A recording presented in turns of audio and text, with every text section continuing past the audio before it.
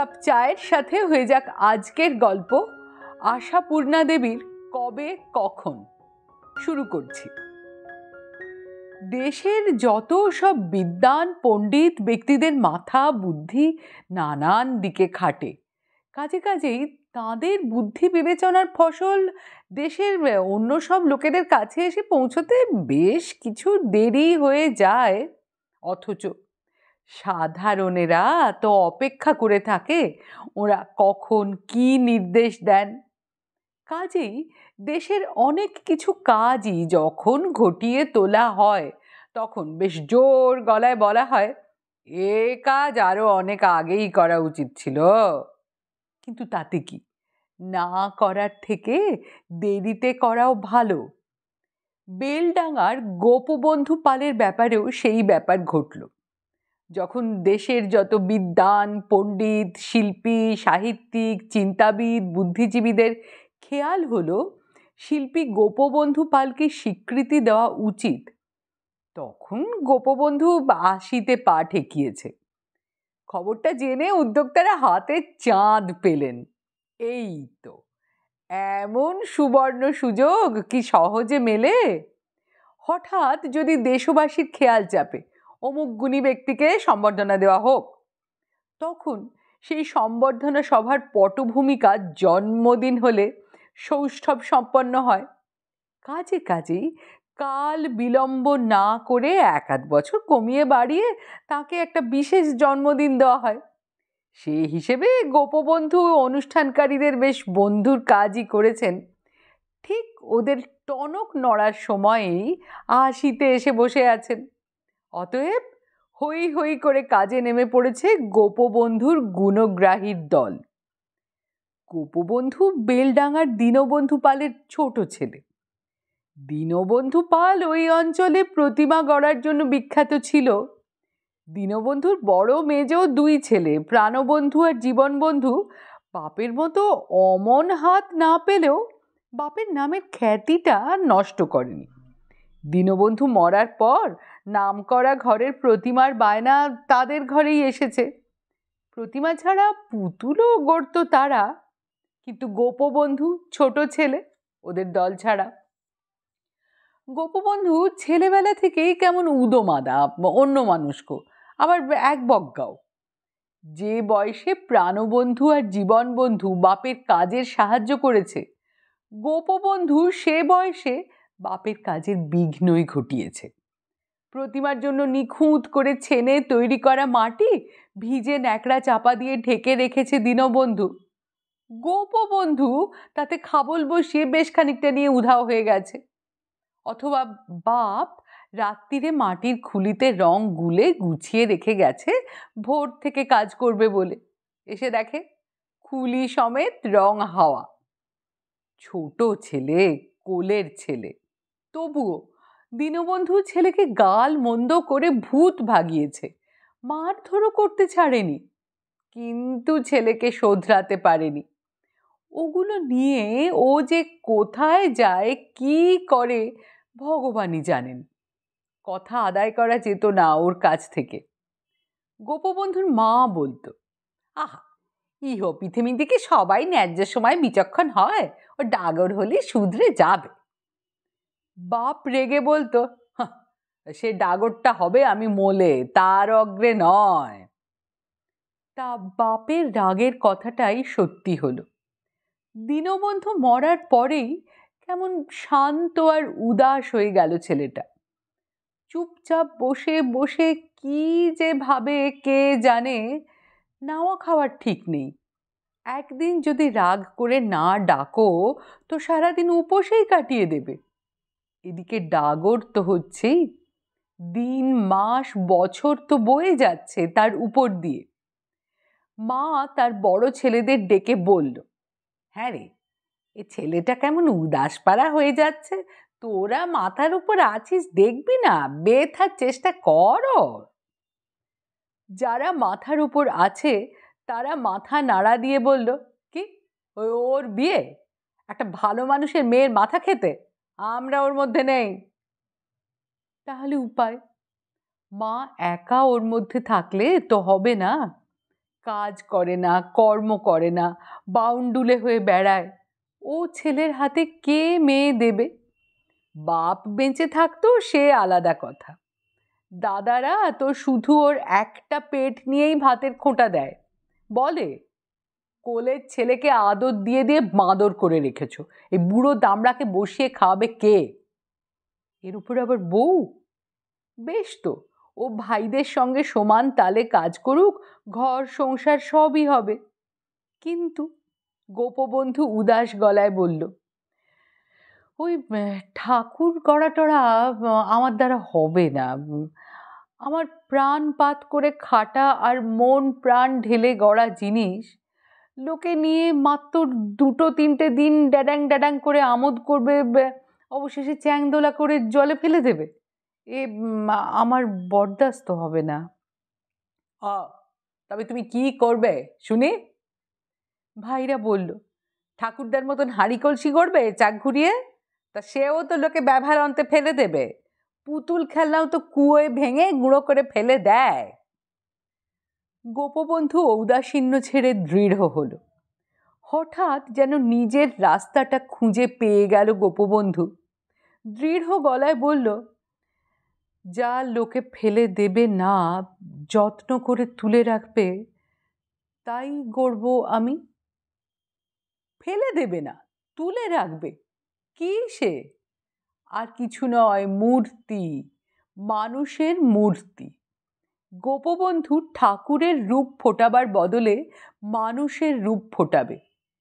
দাদারা বলল, তা ফোটাও, তবে আমাদের চোখে শুলটি ফুটিও না। চোখে সুমুখ থেকে সরে যাও, ঘর ভাগ করে দিয়ে তোমায় ভেন্ন করে দিচ্ছি আমরা, নিজের মনে যা খুশি করো। মা বলল, হ্যাঁ রে, ভেন্ন করে দিবি ওকে? কে ওকে দেখবে, কে ভাত রেঁধে দেবে? কেন? তুমি তুমি মা, তোমার কোলের ছেলে। হ্যাঁ রে, মা কি চিরকাল থাকবে? তখনও ভুগবে। তুমি তো আর দেখতে আসবে না, চিন্তা কি? তদবধি গোপবন্ধু যা খুশিতে মন দিল। গোপবন্ধু এখান ওখান থেকে মহাপুরুষদের আর বিখ্যাত মানুষদের ছবি জোগাড় করে এনে এনে দেখে দেখে মূর্তি গড়তে শুরু করলো। বিদ্যাসাগর, রাজা রামমোহন, কেশব সেন, ঠাকুর রামকৃষ্ণ, মহর্ষি দেবেন্দ্রনাথ, বাল গঙ্গাধর তিলক, মহামতি গোখলে। তা গোপবন্ধু পালের হাত বটে একখানা। বাপ যে প্রতিমা গড়ত, প্রতিমার মুখে দেবদেবীর মহিমা লাবণ্য ফোটাতো, সে তো সবই তার নিজের কারসাজি। কৈলাসে গিয়ে তো আর কেউ দেখে আসেনি যে খুঁত বার করে বলবে মা দুর্গার মুখ এমন নয়, কার্তিকের মুখটা ঠিক আসেনি। প্রতিমার শুধু রূপ লাবণ্য ফোটালেই হলো। কিন্তু মানুষের মূর্তি নিখুঁত গড়ে তুলতে হয়, সেটা তোলা সহজ নয়। মুখের নিচে দাড়ি জুলে দিলেই রবীন্দ্রনাথ হয় না, মূর্তিতে প্রাণের প্রকাশ থাকা চাই। গোপবন্ধুর হাতের মূর্তিতে থাকে সে প্রকাশ। মূর্তি যেন জ্যান্ত হয়ে কথা কইতে আসে। গুণ থাকলেই সেই গুণের কথা রাষ্ট্র হয়। বিকশিত পুষ্প থাকে পল্লবে বিলীন, গন্ধ তার লুকাবে কোথায়? গোপবন্ধুর হাতের গুণের কথা একান ওকান হতে হতে বেলডাঙা ছাড়িয়ে শহর বাজারে এসে পৌঁছয়। গোপবন্ধুর গড়া মূর্তি কেষ্টনগরের বারোদোলের মেলায় যায়, বন্দিপুরের শ্যামরায় ধর্মরাজের গাজনের মেলায় যায়, নবদ্বীপের রাসের মেলায় যায়, শক্তিগড়ের বলরামের মেলায় যায়, বামুনডাঙ্গার মঙ্গলচণ্ডীর মেলায় যায়। জেলায় জেলায় যেখানে যত মেলা, গোপবন্ধুর হাতের কাজ, দু একটা ঠিক গিয়ে পৌঁছবেই। গোপবন্ধুর প্রচার সচিব হচ্ছে তার পাতানো ভাগ্নে পঞ্চু। পঞ্চুই শহর বাজার থেকে দেশ নেতাদের ছবির অ্যালবাম জোগাড় করে এনে দেয় গোপবন্ধুকে, আর দিক দিগন্তরে পাঠাবার ব্যবস্থা করে দেয় গোপবন্ধুর হাতের কাজ। অবশ্য বেশ কিছু বকরা থাকে তার, তা থাকবে না? ওটুকু না থাকলে কিসের উৎসাহে খাটবে পঞ্চু? গোপবন্ধু তো সর্বদাই তার সেই চাল ফুটো ঘরের মধ্যে মাটি, কাদা, ছাঁচ আর টুকিটাকি নানা উপকরণের মধ্যে নিমগ্ন হয়ে পড়ে থাকে। আর ক্রমশই তার চিন্তার দিগন্ত প্রসারিত হতে থাকে। কেবলমাত্র বিখ্যাত ব্যক্তি কি দেশনেতাদের একক মূর্তিই নয়, মূর্তি গড়ে গড়ে এক একটি ইতিহাসের চলমান ধারাকে মূর্ত করে তোলে সে অসংখ্য মূর্তির মাধ্যমে। মূর্তিতে জীবনালেখ্য রচনা করে রামকৃষ্ণের, বিবেকানন্দের, গান্ধীজির, দেশবন্ধুর। সেসব স্বদেশী শিল্পমেলায় গিয়ে পৌঁছয়ে এক্সিবিশনে যায়। গোপবন্ধুর জীবনের ওপর দিয়ে কত শীত, গ্রীষ্ম, বর্ষা, বসন্তের হাওয়া বয়ে যায়, কত অসংখ্য দিন রাত্রি যায় আসে।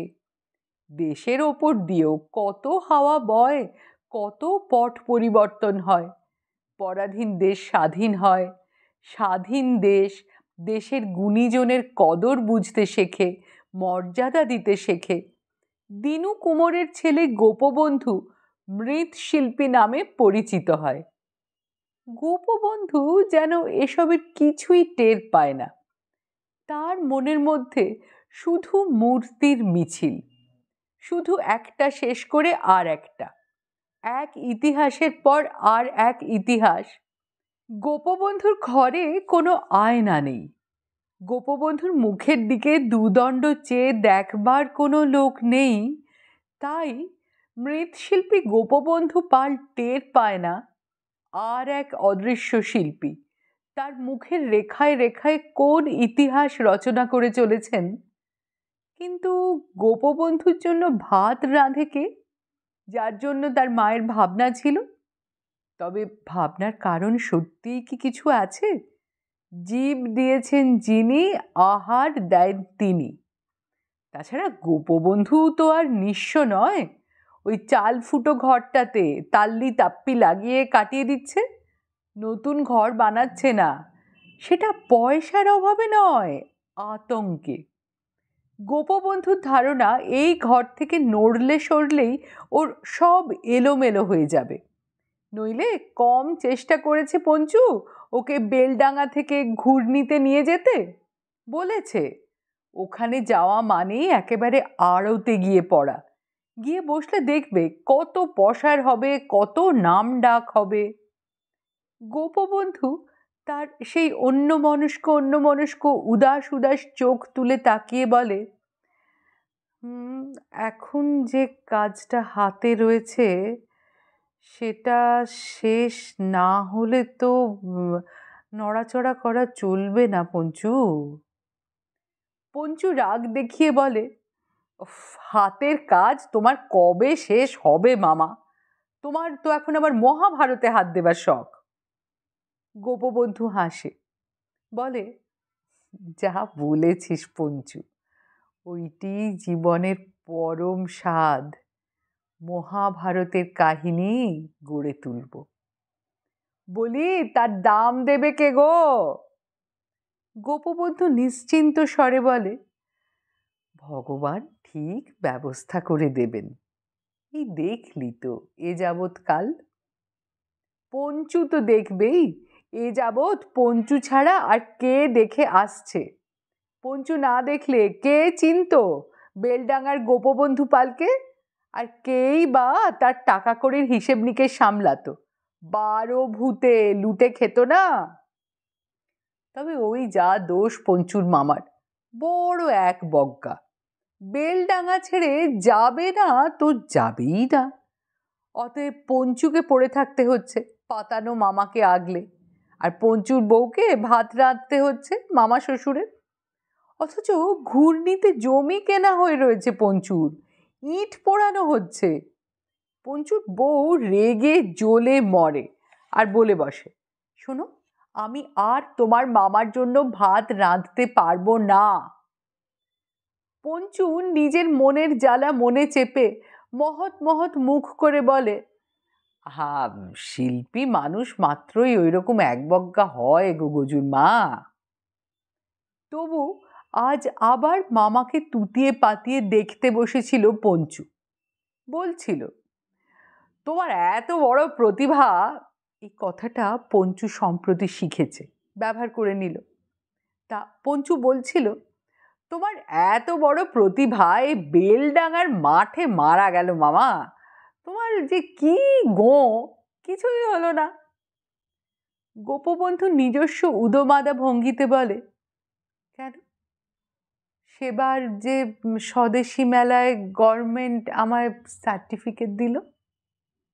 আহা, সে আর এমন কি, তুমি যদি সময়ে আসল আড়াতে গিয়ে বসতে। গোপবন্ধু জীবনে কখনো ভালো ভালো কথা শেখেনি, তাই বড় গলায় বলে উঠতে পারল না যে অধিক পেয়ে আমার কি হবে পঞ্চু।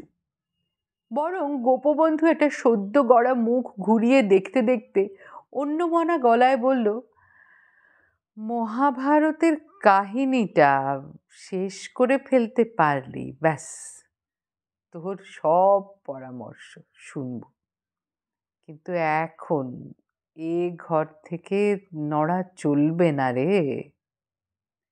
পঞ্চু বলল, আহা, সে কাহিনী তো তুমি এখনো আরম্ভই করনি মামা। করব, এই অর্ডারটা শেষ হলেই করব। তারপর মুখটা হাত থেকে নামিয়ে রেখে নড়ে চড়ে বসে উৎসাহের গলায় বলে, এরপর তোর আর কোনো অর্ডার ফর্ডারে হাত দিচ্ছি না পঞ্চু, সব গুছিয়ে নিয়ে বসে ওই কাজে হাত। আরম্ভটা বুঝলি করব ভাবছি একেবারে দ্রৌপদী স্বয়ম্বর সভা থেকে, সেটাই ভালো হবে না পঞ্চু, নাকি? গোপবন্ধুর কথা শেষ হলো না। সামনের রাস্তা থেকে মাঠের ওপর উঠে এলো একখানা জিপ গাড়ি। গোপবন্ধু চোখের ওপর হাত চাপা দিয়ে আলো আড়াল করে বলল, এই গাড়িখানা সড়ক ছেড়ে মাঠের ওপর উঠে এলো কেন রে পঞ্চু? পঞ্চু বলল, মালুম পাচ্ছি নে। তবে মালুম পেতে দেরি হলো না। জিপ থেকে যারা নামলো তারা গোপবন্ধুর দরজাতেই এসে দাঁড়ালো। একটি ছেলে গলা বাড়িয়ে বলল, এটাই কি শিল্পী গোপবন্ধু পাল মহাশয়ের বাড়ি? ওই ছেলেটি বলিয়ে কইয়ে, বাকিরা নয়। বাকি ৩-৪ জন ঘরের মধ্যে ঢুকে শুধু শিল্পীর হাতের কাজ দেখতে শুরু করে দিয়েছে। এটাই আপনার স্টুডিও কি? হ্যাঁ, কি বলছেন বাবু? আর একজন আসতে বলল, এই স্টুডিও কি? স্টুডিও তো ছবি আঁকার। যাকে যাকে, চেপে যা চেপে যা। তারপর তারা তাদের অভিযানের কারণ ব্যক্ত করল। কলকাতা থেকে এসেছে তারা। পশ্চিমবঙ্গের প্রতিভাধর শিল্পী গোপবন্ধু পালকে একটি সম্বর্ধনা দেবার আয়োজন হয়েছে, এসেছে তারা শিল্পীকে সেই বার্তাটা দিতে। গোপবন্ধুকে তার এই কাজের সূত্রে অনেক লোকের সংস্পর্শে আসতে হয়, তাই বর্তমান জগতের অনেক কথাই সে শিখেছে আজকাল। তাই বলল, হ্যাঁ, না বাবু, না, ওসব সভা টভায় গিয়ে বসে ওই মালা টালা গলায় দেওয়া ওসব আমার মতন লোকেদের সাজে না, ওসব নেতাদের মানায়, কেষ্টবিষ্টু মানুষদের মানায়, আমায় কেন? আপনি বড় শিল্পী বলে। গোপবন্ধু এর আগে মৃৎশিল্পী নামে ভূষিত হয়েছে, মানেটা জিজ্ঞেস করে জেনেও নিয়েছিল। স্বদেশী শিল্পমেলায় সরকারি সার্টিফিকেটও পেয়েছে। গোপবন্ধুর গড়া মূর্তি মোটা দামে বিক্রি হয়ে ভারত ছেড়ে গেছে, আমেরিকান সাহেবরাও কিনে নিয়ে গেছে, রবীন্দ্রনাথ, গান্ধী, বুদ্ধ, আরও অনেক কিছু।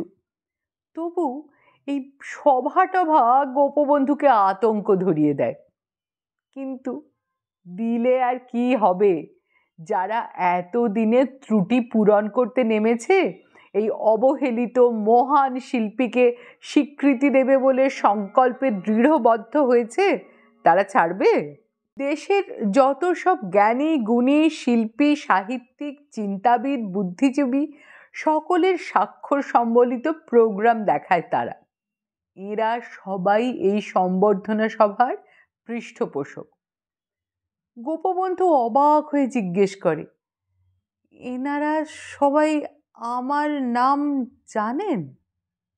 ওরা বলে, "হ্যাঁ, জানবেন না বলেন কি, আপনার নাম এই বাংলাদেশে কে না জানেন?"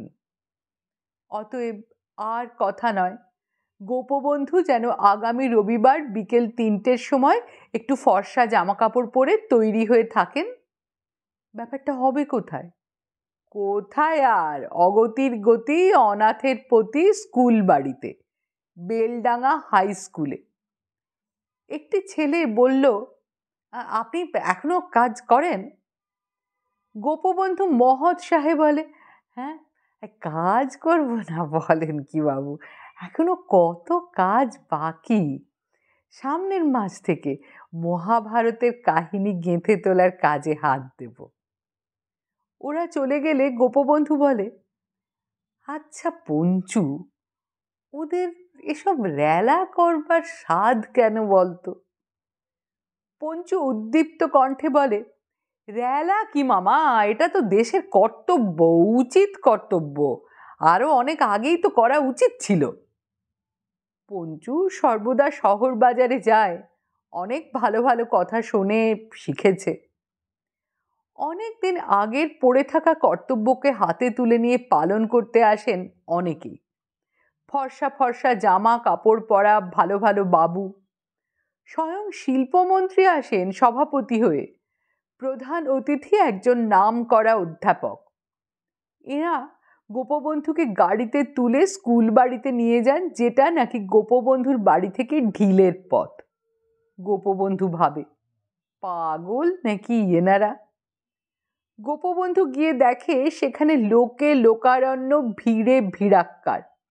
মাইকে তারস্বরে ঘোষণা হচ্ছে, মহান শিল্পী শ্রী গোপবন্ধু পাল মহাশয় এইমাত্র সভায় এসে পৌঁছলেন, এইবার আমাদের সভা আরম্ভ হবে। তারপর গোপবন্ধুকে বিয়ের বরের মতো সভার মাঝখানে স্থাপনা করে চলতে লাগলো সভার কাজ। প্রথমে গান গাইল একটি ছোট্ট মেয়ে, তারপর আরও ছোট্ট ফুটফুটে একটি মেয়ে গোপবন্ধুকে মালা পরিয়ে দিল, চন্দনের টিপ দিল, এবং সভাপতি একে একে সামনে রাখা 80টি মোমবাতিতে অগ্নিসংযোগ করে গোপবন্ধুর শতায়ু কামনা করলেন। অতঃপর একে একে ভাষণ দিতে উঠলেন প্রধান অতিথি এবং অন্যান্য অতিথিরা। সকলেই এই অশীতিপর বৃদ্ধের অনলস কর্মনিষ্ঠার জয় জয়কার করে তার অবদান যে পশ্চিমবঙ্গের মৃৎশিল্পকে নতুন দিগন্তের দ্বার খুলে দিয়েছে এটা ঘোষণা করে শিল্পীর প্রতি ঋণ শোধ করে নিলেন। আরও ভাষণ হলো, আরও গান হলো, আরও মালা পড়ল, শিল্পীকে মানপত্র ও গরদের চাদর দেওয়া হলো। সর্বশেষে আবার তাকে তার মানপত্র ও মালপত্র সমেত গাড়ি করে বাড়িতে পৌঁছে দিয়ে উদ্যোক্তারা বিদায় নিলেন। পঞ্চু বিগলিত কণ্ঠে বলল, দেখলে তো মামা, আমি বলিনি দেশ একদিন তোমার দাম বুঝবে। গোপবন্ধু বলল, একটু জল দে দেখি, এতক্ষণে রেলায় পিপাসা পেয়ে গেছে। পঞ্চু বলল, মামা ওখানে তো ভালো শুনতে পাওনি, এই মানপত্রটা তোমায় পড়ে শোনাই, শোনো, দেখো কি লিখেছে। গোপবন্ধু ক্লান্ত স্বরে বলে, থাক রেখে দে, ওসব গ্যাজ গ্যাজানি আবার কতবার শুনবো। ভাবছি মহাভারতে আর হাত দেওয়া হলো না বোধহয় রে। ভারী একটা নিঃশ্বাস পড়ল গোপবন্ধু। ভয়ানক একটা হতাশায় আজ মনটা ভেঙে পড়ছে গোপবন্ধু পালের। সময় নেই, সময় নেই, কত কাজ করবার ছিল, কত কাজ করবার পরিকল্পনা ছিল, আর কিছু হবে না, জীবনটা ফুরিয়ে এলো। আশ্চর্য, 80 বছর, সময়টা এত কম, কি বা করা হয়েছে জীবনে? মহাভারতের ঘটনাধারা গড়ে শেষ করবার পর রামায়ণে হাত দেবার ইচ্ছে ছিল, সেটা তো এখনো ব্যক্তই করেনি। কতবার ভেবেছে বাবার একটা মূর্তি গড়ে রেখে দেবে। দীনবন্ধু পালের ফটো আছে, কবে যেন কলকাতায় গিয়ে শখ করে তুলিয়ে এনেছিল। এই পঞ্চুর মেয়েটাই তো বলেছিল, দাদামশাই আমাকে একজোড়া রাধাকেষ্ট করে দেবে, শ্বশুর বাড়িতে নিয়ে গিয়ে বড় মুখ করে দেখাবো। তা সেই বেচারির মুখটা বোধহয় আর বড় করা হলো না। সময় ফুরিয়ে আসবার নোটিশ এসেছে যেন আজ, কিন্তু কখন ফুরলো? মামা, তোমার কি শরীর খারাপ করছে? পঞ্চুর স্বর উদ্বিগ্ন। গোপবন্ধু ও কথার উত্তর না দিয়ে বলল, পঞ্চু, তোদের ঘরে আয়না আছে না? হ্যাঁ, আয়না? পঞ্চু হাঁ করে তাকায়। মান সম্মানের ধাক্কায় মামার মাথাটা বিগড়ে গেল নাকি?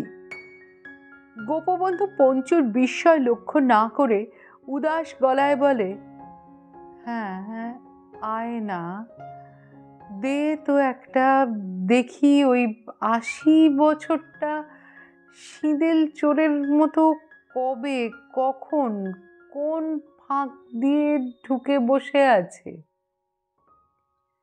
গল্পটা এখানেই শেষ। আপনার কিরকম লাগলো তা যদি নিচে কমেন্ট বক্সে জানান, আমাদের খুব ভালো লাগবে। ধন্যবাদ। খুব শিগগিরই আসছি নতুন গল্প নিয়ে।